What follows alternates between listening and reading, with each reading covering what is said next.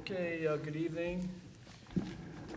It's 4:01, and we will convene the meeting of the Board of Public Works meeting of December 15th, 2022.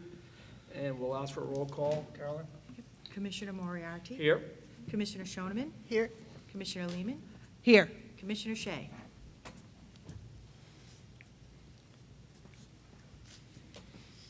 He's not here. Okay. Okay. We have 3 present, which doesn't meet the quorum, so we can proceed with the meeting. The Mayor Donchis is absent from today's meeting, so I will be chairing the meeting.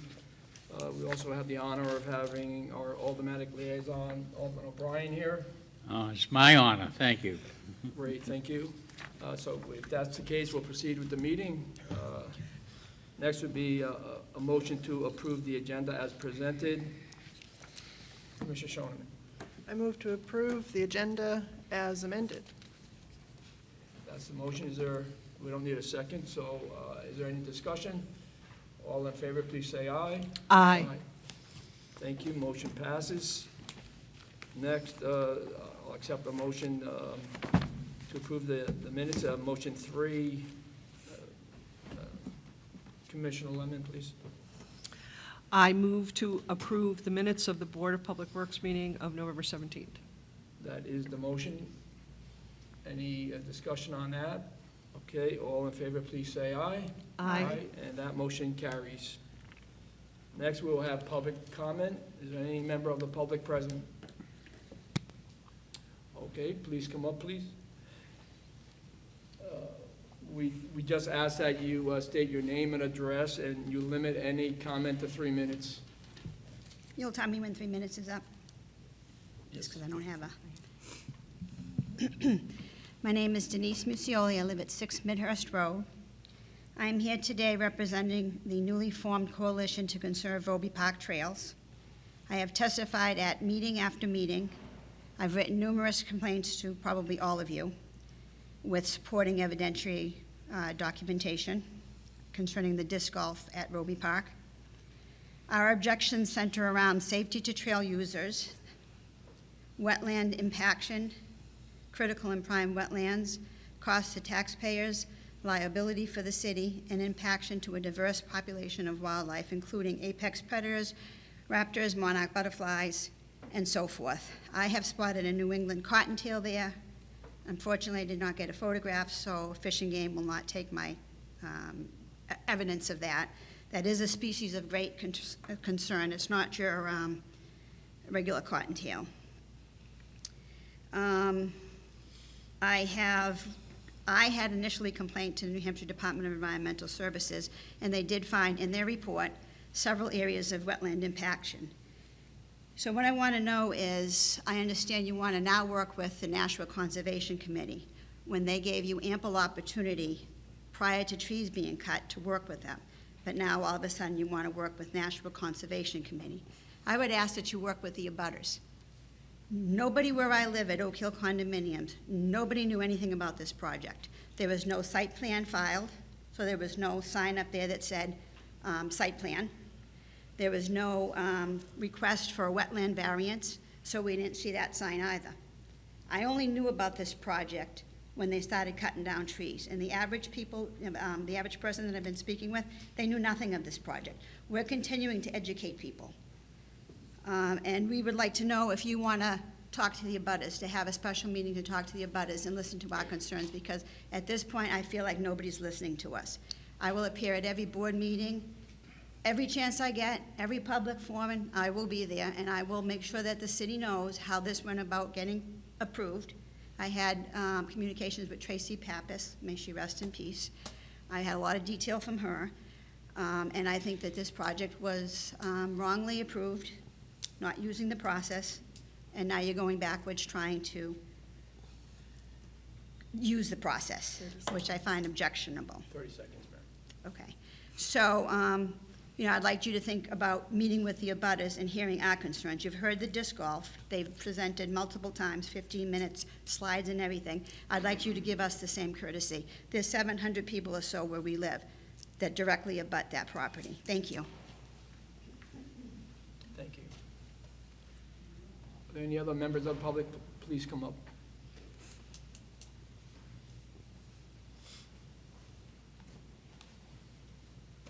Again, sir, just state your name, your address, and limit it to 3 minutes. My name's Thomas O'Brien. I live at Midhurst Road, Nashua, and I'll keep this short. You want to put in a frisbee, golf, whatever you call it, game, and destroy a whole forest, which I am against. Frisbee golf, you can't play it if it's windy. You cannot play it if it's raining, if it's freezing out, if it's snowing out, and you're gonna destroy a whole forest for what is a fad. I'm sorry, that's how I feel. And I hope you think about that before you decide to destroy a forest for something so, whatever you want to say. Thank you. Goodbye.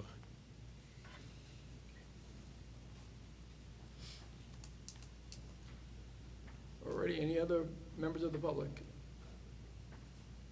Seeing none, we'll move on with our agenda. Onto wastewater. Motion A, Commissioner Shoneman. I move to approve the user warrants as presented. Any discussion on that motion? All in favor, please say aye. Aye. That motion carries. We'll move on to the engineering department. Under motion A, Commissioner Lemon. I motion to approve the sewer service permits and fees as submitted. Thank you. Discussion? All in favor of the motion?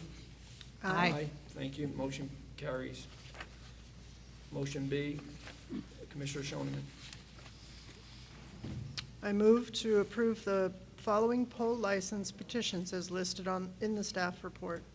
Thank you. That's the motion. Is there discussion? Seeing none, we'll move for a vote. All in favor, say aye. Aye. Motion carries. Thank you. Item C, under engineering, Commissioner Lemon. Motion is to approve the engineering services contract amendment with Icon Architecture of Boston, Mass.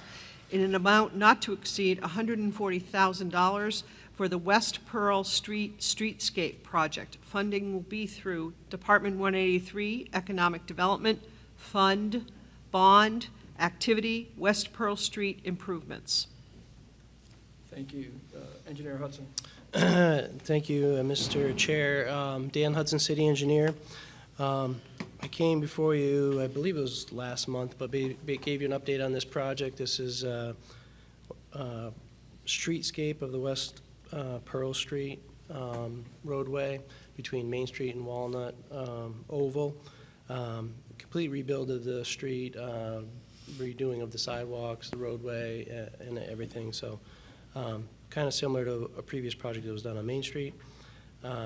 As I discussed last time, we were working with the design team to revise the design and make some final edits necessary to put this out to bid as a separate project. This is the amendment to do that, so we're seeking approval of this amendment. Yes. I haven't really made a secret of the fact that I think this project is superfluous.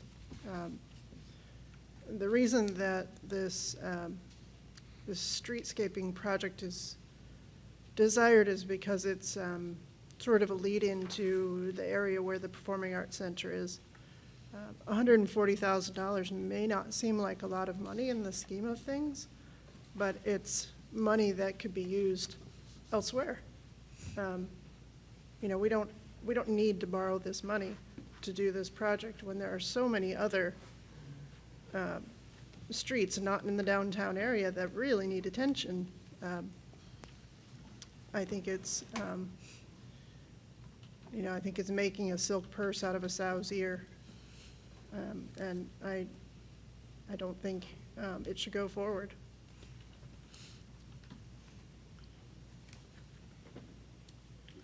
Okay. Commissioner. Yes. Alderman O'Brien. Yes, just for further information, from what I'm led to believe to Commissioner Shoneman, this is the first of potentially there could be other streets involved as well, too. So you say other worthwhile projects in the city. There's other streets that feed into Main Street. This, true, is maybe associated closely with the Performing Arts Center, but there's other streets that will receive upgrades that needs to be done. And the Committee of Infrastructure is looking at the traffic patterns and different other things to enhance the traffic flow in downtown. So it's a very fluid project. And I don't know if Mr. Hudson wants to comment further on that, if he may, Commissioner Moriarty. Yeah, Engineer Hudson, anything further on this motion, what is actually, more detailed involvement with this? Sure. If you can make a comment, please. Sure, absolutely. Alderman O'Brien is correct. There's a lot of work happening in the downtown area. This segment of roadway connects Main Street, which as I had said before, was previously reconstructed with streetscape elements. And it connects to a forthcoming project, the Walnut Oval area. That's in the DOT's 10-year plan. This is funded through a previous bond resolution approved by the Board of Aldermen, which address both projects. Both are matching funds for the DOT project as well as city funds for this specific project. So there are other streets adjacent to Main Street that we'll be looking to improve in the near future. Factory Street is one that we're looking at right now. I agree that, Main Street was done. All the other side streets eventually are going to need to be redone. So this is maybe the first one of those, and that's why this is being put forth. Thank you very much. And personally, I appreciate the fact that it's coming to this board where in the past it may not have been, and if we made those changes, that this board is involved now with these projects.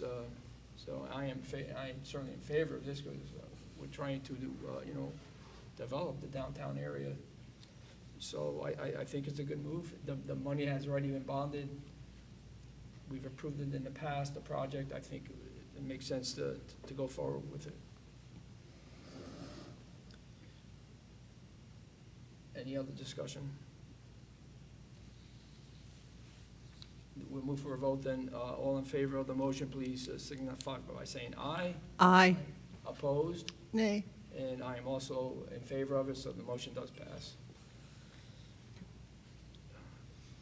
Next item is informational. Engineer Hudson, are you going to be talking about that, the bridge design? Yes, I am, Mr. Chair. Again, Dan Hudson, City Engineer. We have a brief presentation for you. I'm going to call on one of my senior engineers, Matt Franz, to come up. He'll introduce the consultant that's helping us with this project, but we did want to come before you and basically give you an update and receive any feedback that the board may have. Thank you.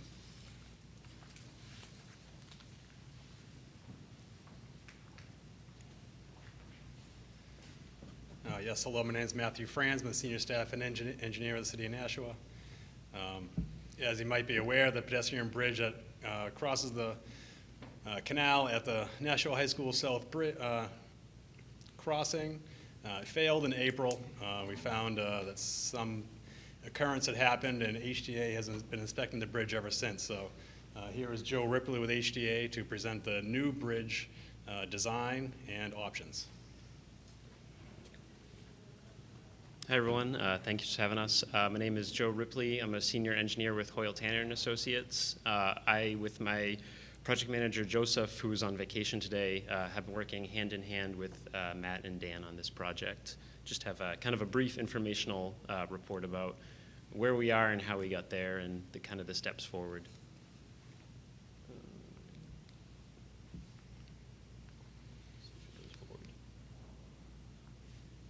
Is it connected to that laptop or? It's up here. Which laptop? Can somebody control it from the laptop? Yeah, I don't think the. Laptop, it's up here.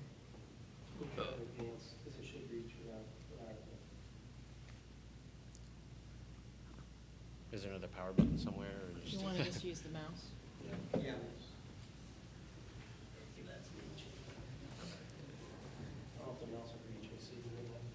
just use the wheel. Okay. All right, excellent.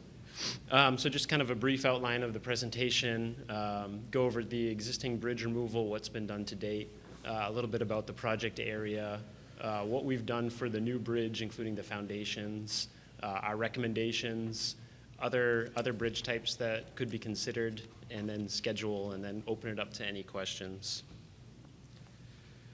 So like Matt alluded to, the existing bridge, as pictured in the left-hand photo, you can kind of see that crack down the middle of the beam. It was a glue laminated timber beam that just had reached the end of its service life. The site is heavily shaded, so a little bit of rot and moisture, and that beam had split. And when we were there, it was evident that the beam was split down the middle. It was two separate pieces. It wasn't acting as one composite. So working with the city and with our other contractor contacts, we were able to help the city obtain a temporary bridge that's in the photo on the right there. This was from another project that we'd worked on with the town of Peterborough, New Hampshire, and we were able to repurpose it because it was no longer needed at that site, and keep access across the canal while we assessed the situation and developed a long-term replacement strategy. So this is a PDF from our temporary bridge replacement plans. You can see the temporary bridge is at the top of the screen, horizontal, and the existing bridge abutments, it's a little difficult to see, but they're the blue rectangles at the bottom of the screen. And what's in red is essentially the proposed layout for the new bridge. It maintains the western abutment on the park side, essentially, and then we're reorienting a little bit on the east side by the high school, and that's for twofold, is to help improve the path connection from the high school to the bridge to kind of straighten out a little bit, and as well as a significant amount of tree clearing had to take place to get the temporary bridge in, so we're trying to not take any more of the mature trees that are at the site now. One thing you'll also note is that the existing abutments are going to be removed down to finished grade and kind of left in place just so we don't have to go through the expense of exhuming 47-year-old timber piles that the existing abutment is founded on.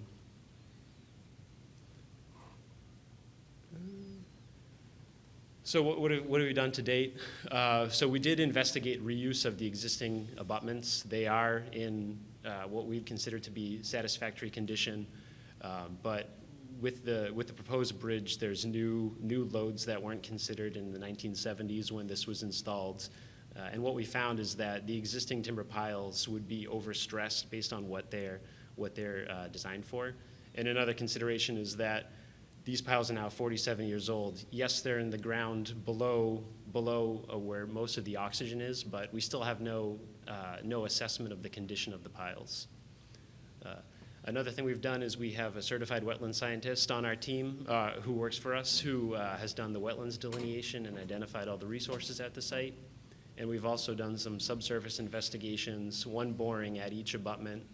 And essentially what you would expect at the earthen canal, it's 29 feet of sand and gravel, and then bedrock was about 29 feet at both abutments. And we have cored at 10 feet to identify, yes, that is bedrock. And this is all consistent with the existing bridge plans.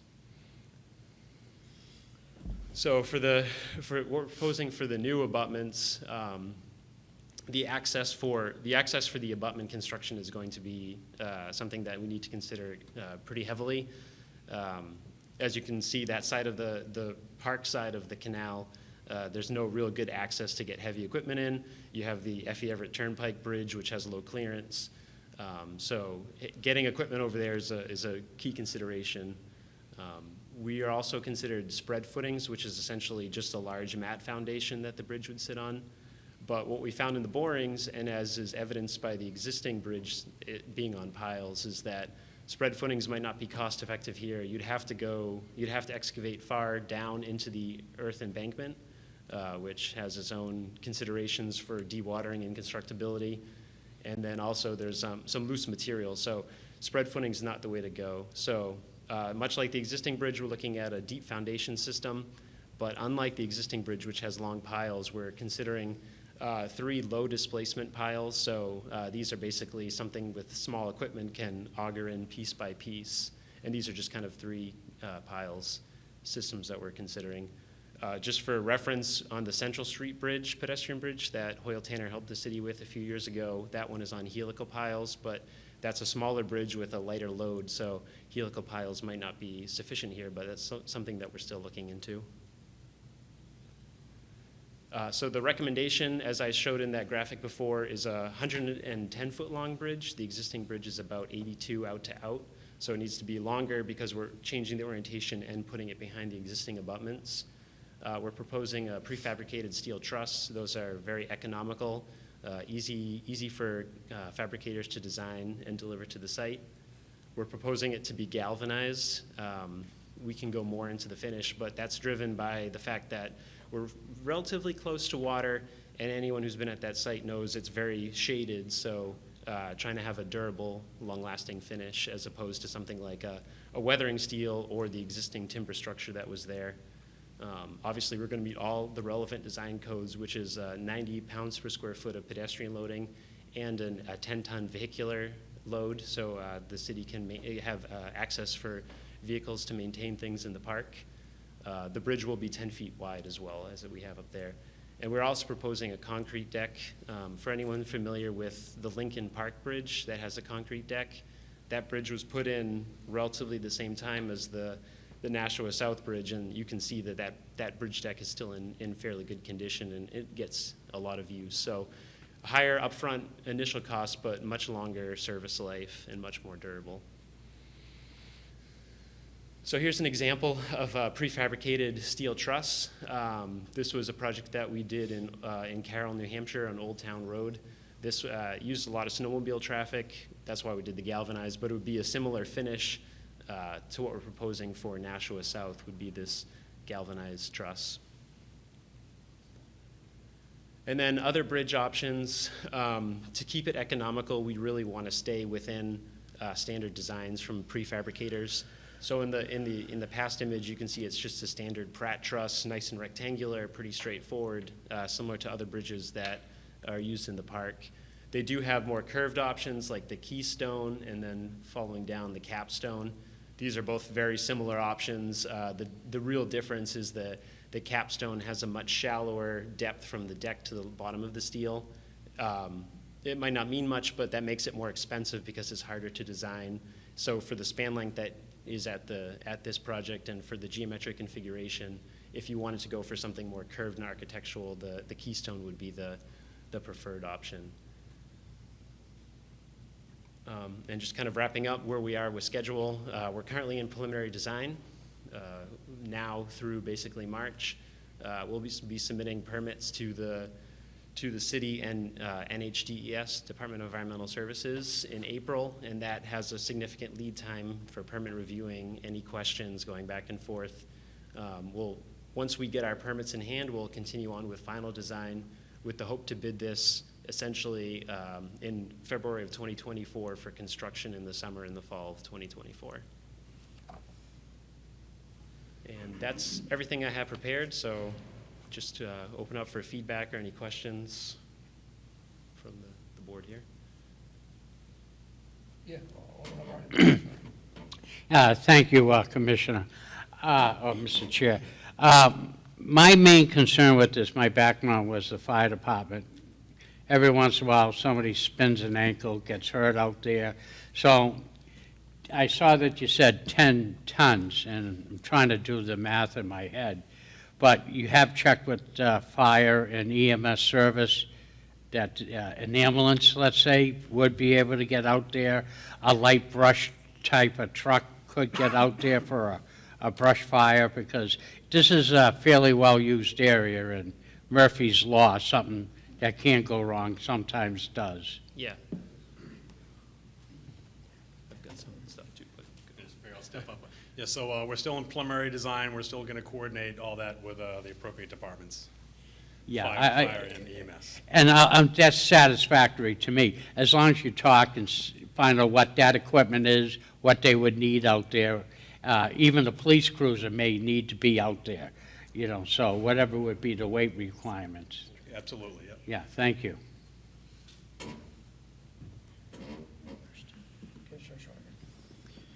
You indicated there might be a little bit of trouble getting certain equipment in there for setting the footers and things. Do you foresee any difficulty getting a 110-foot bridge in there? No, the bridge is going to go in much the way the temporary bridge went from the high school side, but you will need an excavator, concrete trucks, something to install the foundation piles on the other side, and that's the main concern.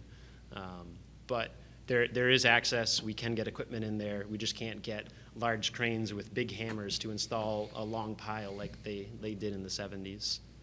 I see. So getting things in on the park side is the problem? Correct. Yep. I see. Okay. So you can bring in the actual bridge from the high school side? Yep.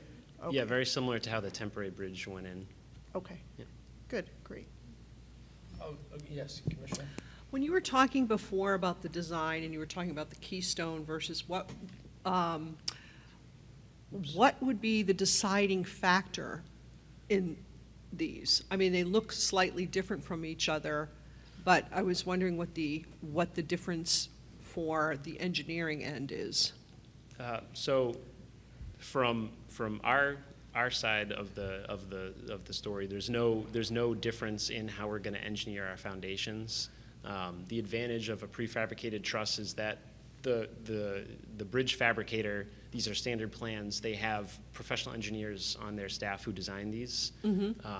So from a design standpoint, there's really no difference. It's a material standpoint. It's obviously much easier to fabricate something that's rectangular and uniform than something that has this variable curvature to it.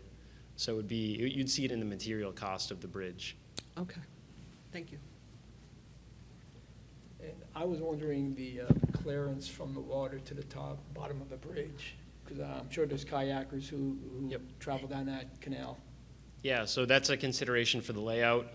We have survey of the existing bridge, so the proposed low chord, basically the bottom of the bridge, will be at the same elevation as the old bridge. So the height will be maintained. Thank you. All right. No other questions? I appreciate the information, Yeah, thank you. and we'll look forward to the final design. Us too. Thank you. We'll move on then. The next item, E, under engineering, is just informational street opening permits that are in our packet and are online on the city website. So moving down, we'll start with the administration department, motion A. Commissioner Shoneman, please. I move to approve the proposed 2023 regular meeting dates for the Board of Public Works. Okay, that's a motion. Are there questions on that? The dates are all, the fourth Thursday, I think, of each month. The time is not present because sometimes, as we know, the time changes, unfortunately, but it depends on the mayor and the availability of the room. So, are we good with that as presented? Yeah, I'm assuming that they're on the third Thursday or the second Thursday when there's a major holiday. Right. Yeah.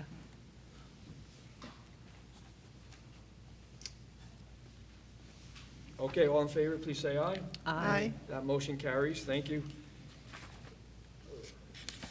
We'll move on to item B, which is a discussion on the disc golf park.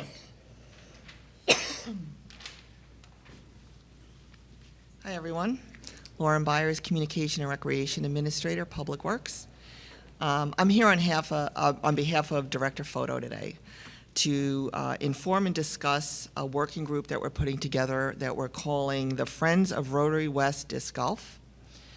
We're putting this working group together, the Friends of Rotary West Disc Golf, so we would like the Board of Public Works approval. The group consists primarily of Nashua residents who are avid disc golf players. They're very knowledgeable about the sport. They have expressed an interest in moving this project forward, and so we thought putting together a group of like-minded residents that are excited and passionate about the project would be a good idea. The members currently are Director Photo, myself, Police Chief Kevin O'Rourke, Karen Bill is a resident, Matt LaLiberty from Nashua Rotary West, Alex McLean, resident of Nashua, Richard Smart, resident of Nashua, Jen Miller from the PAL organization, Police Athletic League, Commissioner Paul Shea, and William Cox, who is a Nashua resident. Basically, what the group will do is they will work to move the project forward. They will discuss future maintenance of the course. They will establish rules for the use of the course. And they will work with the Conservation Commission to establish plans for the wetlands and invasive species of the course. Now, the purpose of this group is to provide recommendations to the Board of Public Works about disc golf in Nashua. They will not make decisions on behalf of the Board of Public Works or the city. It is only a working group that will put together recommendations that will be brought to both the Board of Public Works and the Conservation Commission. So we just wanted to bring this forward to you, just to get approval to use the group for this purpose. Do you have any? I'll answer any questions if you have any, to the best of my ability.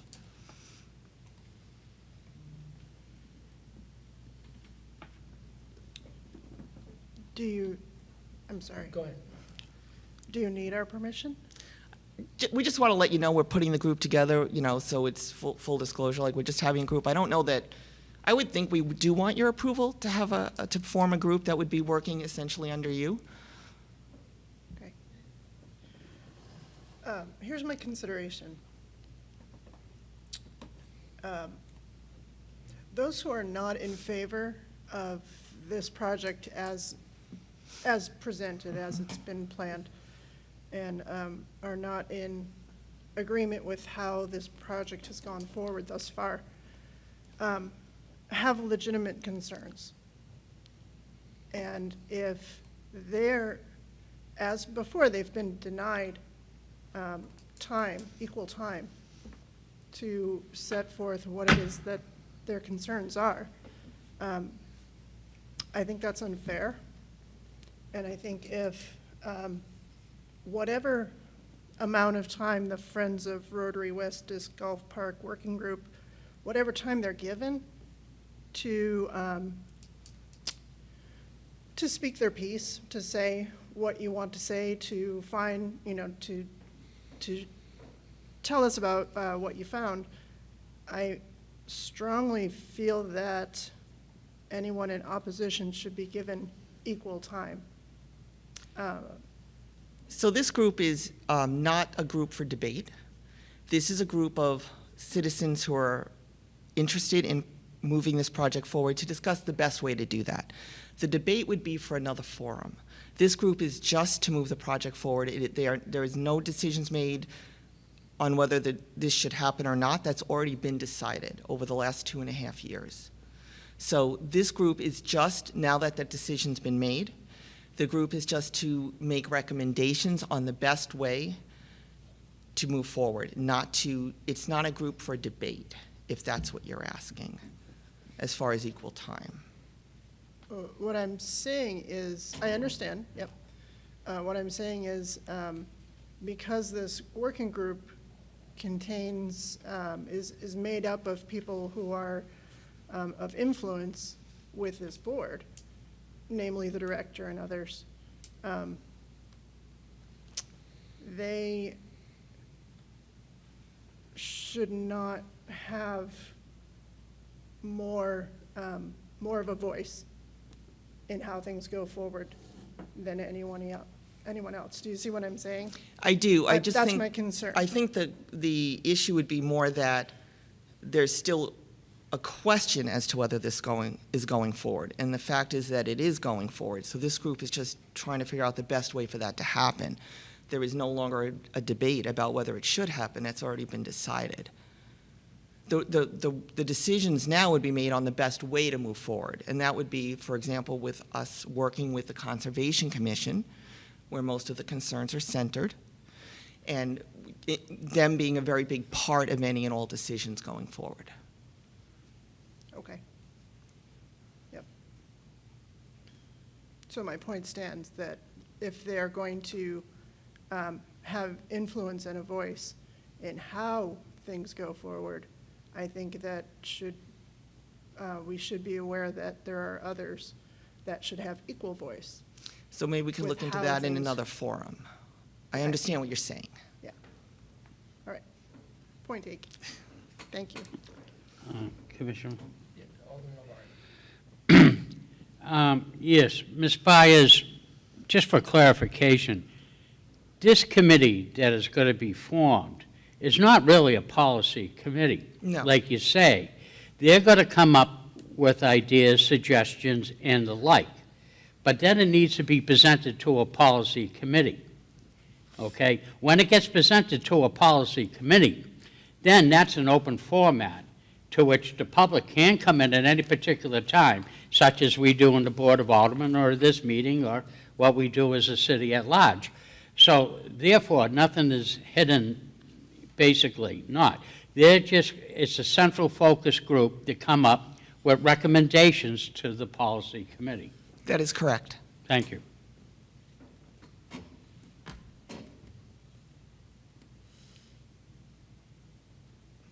Any other comments? Nothing else? I think it's a fine idea to get a group together, since there's been a lot of opposition by some of the abutters, so if we could, you know, have a working group to answer some of those questions and to come to a consensus, I think it's great. This is listed as a discussion, not a motion, but I will make that motion as chair to allow this working group to be established and to convene. So that is my motion. If there's no further discussion, we'll move for a vote. All in favor, please say aye. Aye. Aye. And opposed, no one.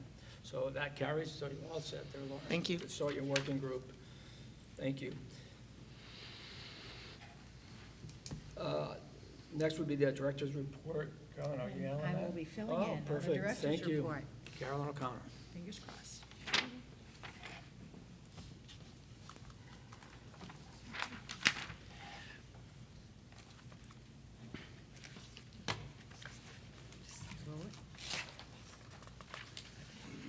Deputy City Engineer Mark Saunders and Senior Staff Engineer Amy Gill attended Exploring Your Future outreach program for the 7th graders at Hudson Memorial on November 17th. The goal of the program was to engage with students and expose them to possible career paths in construction.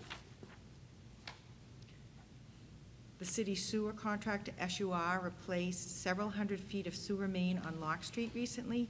Here, the crew is working near Whitney Street on November 29th. The engineering department provided design and field layout assistance to the school department for traffic flow changes at the Franklin Street School. These pictures were taken on November 23rd. The work was done by D&D Striping.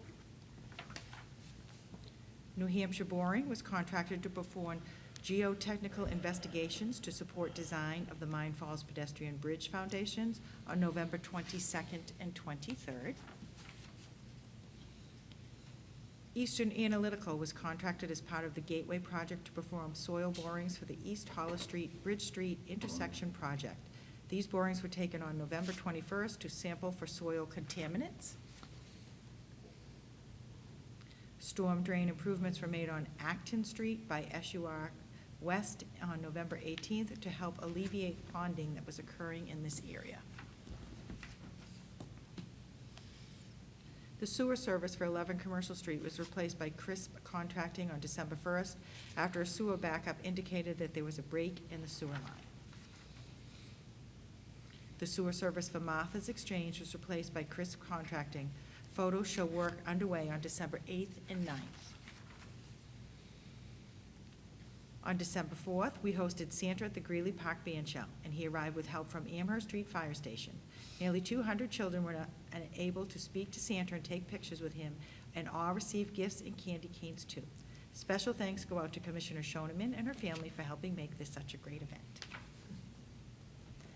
Parks has been hard at work decorating downtown for the holidays. Pictured here on the left is the Hunt Memorial Tree. On the right are the Parks crew decorating the smaller trees that are located in the medians on Main Street.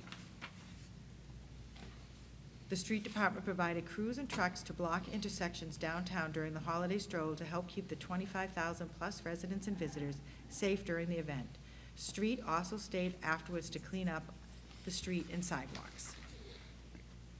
A street crew cleaned up the homeless camp located along the Canal Street near Ledge Street. Crew installed the roof on a pump house on Atherton Park as part of the ongoing rehabilitation effort of this location. Crew installed new berm to prevent water washout in yards and driveways along Searles Road to help mitigate the issues. Crew repaired failing catch basins due to lack of concrete on Chelsea Court. The pump stations project continues. Here you see the Harris Street pump station being demolished. The Morris Street pump station was completed. The wastewater crews received training on the pumps and controls. Wastewater received the new heat exchanger for the primary digester. This one piece of equipment took approximately 7 months to receive in, which illustrates the lengthy lead times we've been seeing on wastewater equipment. A new wall has been constructed by Solid Waste Department employees in front of the residential trash dumpsters. Excess holiday trash and bags will be picked up during week after Christmas. The extra trash pickups will run from Monday, December 26th through Friday, December 30th. Please place extra bags curbside, not on any snowbanks, at least 3 feet from your trash barrel. The Four Hills Landfill and Nashua Recycling Center will be open on Monday, December 26th, but the offices will be closed. All curbside collections will remain on the normal schedule for the week of the 26th through the 30th. The Solid Waste Department would like to remind everyone that gift boxes, uncoated plain wrapping paper, and corrugated cardboard boxes may be recycled in your curbside recycling. Also, please consider saving and reusing gift bags, bows, and ribbons. The Four Hills Landfill and Nashua Recycling Center will be open on Monday, January the 2nd, but the office will be closed. All curbside collection will remain on a normal schedule for the week of the 2nd through the 6th. And Christmas trees will be picked up curbside between Monday, January 2nd through Friday, January 13th.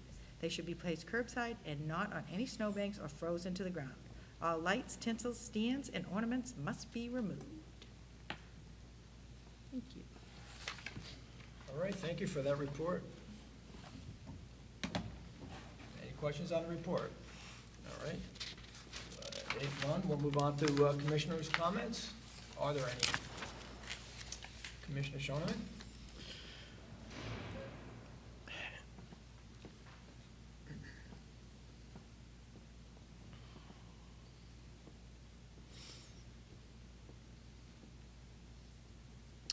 On November 30th, we lost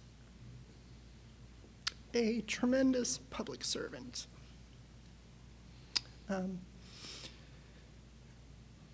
I think that Tracy Pappas deserves the recognition of this community, this board, the city, for the tireless work that she did in helping people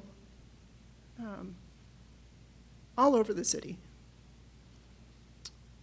She was a really, really dedicated public servant and a highly intelligent woman.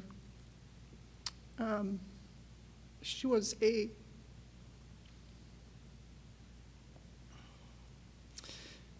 tremendous human being and the best kind of friend that you could want.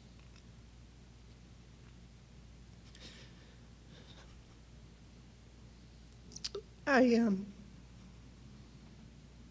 will not forget the person that she was and the servant that she was. And I hope that she will be remembered with the respect that she is due.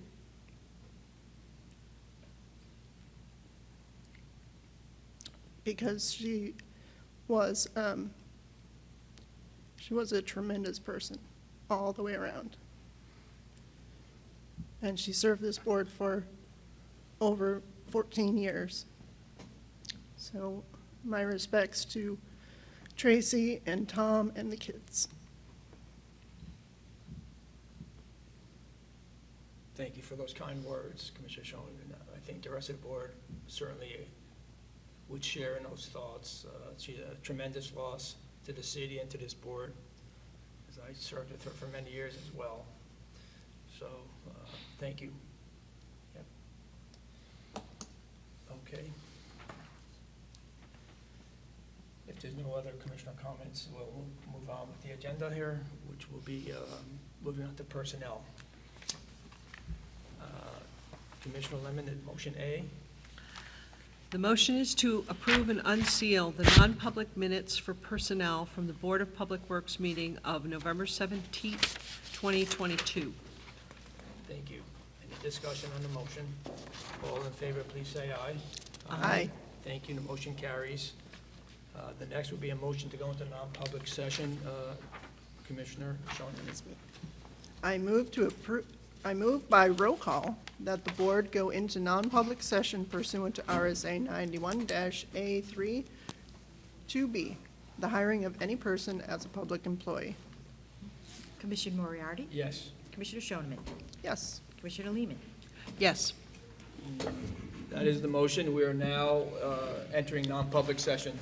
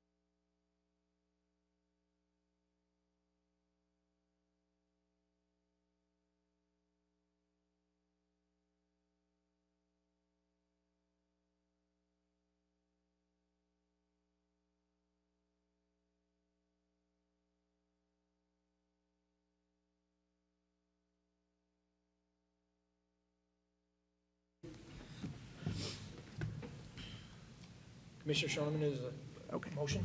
Yes, I move by roll call to seal the minutes of the Board of Public Works Personnel non-public meeting of December 15th, 2022, until such time as the majority of the board votes that the purpose of the confidentiality would no longer be served. Commissioner Moriarty? Yes. Commissioner Shoneman? Yes. Commissioner Lehman? Yes. Thank you. Motion carries. Commissioner Lemon, is there a motion? I motion to adjourn. That is the motion. All in favor? Aye. Thank you.